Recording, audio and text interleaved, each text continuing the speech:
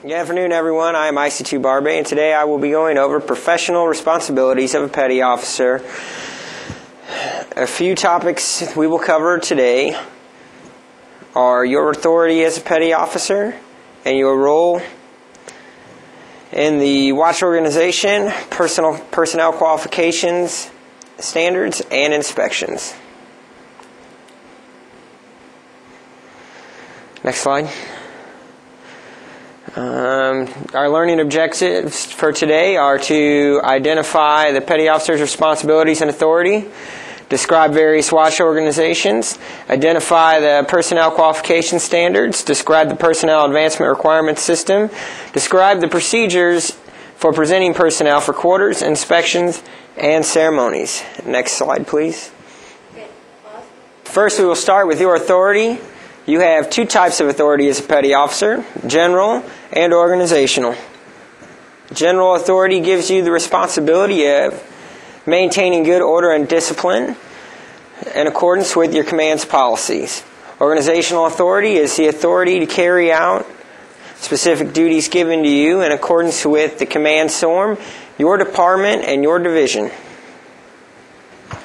With this authority comes the responsibility of correcting minor infractions with your personnel. There are 3 tools at your disposal to help you correct these deficiencies. They are extramilitary instruction, or EMI, the withholding of privileges, and extension of working hours. Next slide, please. However, there are limitations to your authority as well. You only have the authority to issue lawful orders, and they must be given in a professional manner. The use of harsh or erratic tones and abusive language is never acceptable. As a petty officer, you will also play a vital role in the watch organization, whether on board ship or at shore.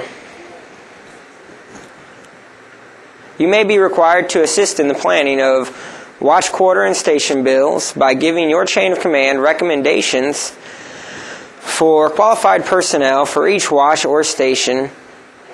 The watch quarter and station bill is a summary of personnel locations for any evolution taking place on board the ship.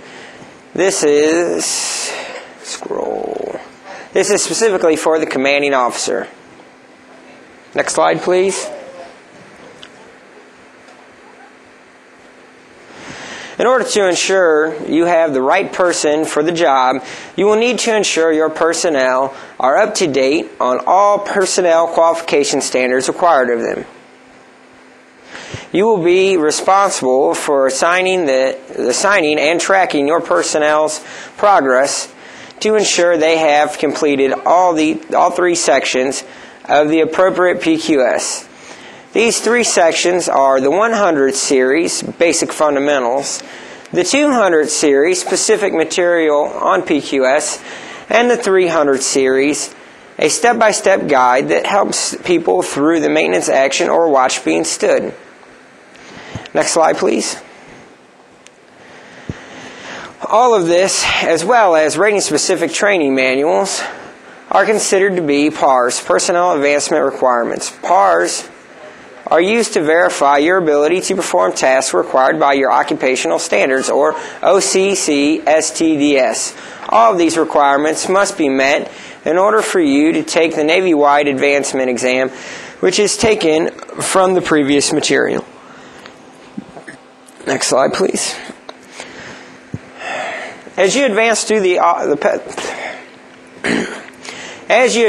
petty officer grades, you will acquire more responsibility and more authority. These new responsibilities may include quarters, personnel inspections, and command ceremonies.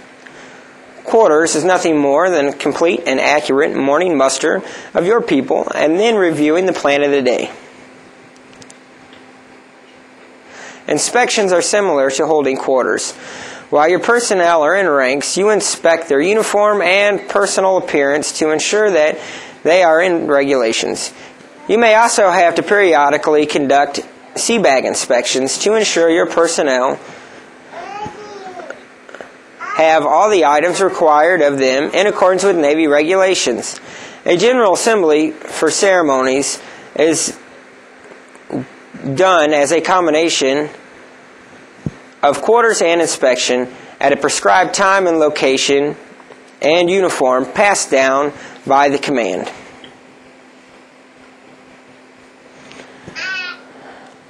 Next slide, please. Well, this will complete today's lecture. I hope all of you now have a better understanding of your responsibilities and authority as petty officers. And remember, you can delegate authority, but you cannot delegate responsibility.